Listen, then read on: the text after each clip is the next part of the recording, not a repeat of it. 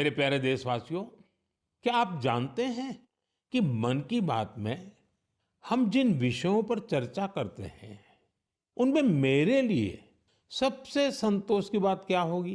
तो मैं इस बारे में यही कहूंगा कि मन की बात में हम जिन विषयों की चर्चा करते हैं, उनसे लोगों को समाज के लिए कुछ अच्छा, कुछ इनोवेटिव करने की प्रेरणा मिलती है। इससे हमारी संस्कृति, हमारे देश के कई पहलू उभर कर सामने आते हैं। साथियों, आप में से बहुतों को याद होगा, करीब 5 वर्ष पहले मैंने इस कार्यक्रम में भारतीय नस्ल के श्वान यानी डॉग्स की चर्चा की थी। मैंने देशवासियों के साथ ही अपने सुरक्षा बलों से आग्रह किया था कि वे भारतीय नस्ल के डॉग्स को अपनाएं, क्योंकि वो हमारे परिवेश और परिस्थितियों के अनुरूप ज्यादा आसानी से ढल जाते हैं। मुझे ये बताते हुए खुशी हो रही है कि हमारी सुरक्षा एजेंसियों ने इस दिशा में काफी सराहनीय प्रयास किए हैं। बीएसएफ और सीआरपीएफ ने अपने दस्तों में भारतीय नस्ल के डॉग्स की संख्या बढ़ाई है। डॉग्स की ट्रेनिंग के लिए बीएसएफ का नेशनल ट्रेनिंग सेंटर ग्वालियर के टेकनपुर में है। यहाँ उत्तर प्रदेश के रामपुर हाउंड, कर्नाटका और महाराष्ट्र के मुधोल हाउंड, इस पर विशेष रूप से फोकस किया जा रहा है। इस सेंटर पर ट्रेनर्स टेक्नोलॉजी और इनोवेशन की मदद से श्वानों को बेहतर तरीके से ट्रेन कर रहे हैं।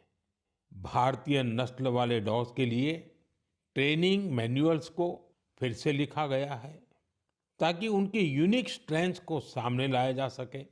बेंगलुरु में सीआरपीएफ के dog breeding and training school में मॉन्ग्रेल्स, मुधोल हाउंड, कोम्बाई और पांडिकोना जैसे भारतीय श्वानों को ट्रेन किया जा रहा है।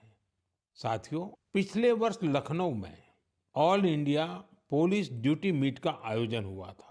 उस समय रिया नाम की श्वान ने लोगों का ध्यान अपनी ओर खींचा था। ये एक मुधोल हाउंड है जिसे बीएसएफ ने ट्रेन किया है। रिया ने यहाँ कई फॉरेन ब्रीड्स को पछाड़ते हुए पहला पुरस्कार जीता। साथियों, अब बीएसएफ ने अपने डॉग्स को विदेशी नामों के बजाय भारतीय नाम देने की परंपरा शुरू की है।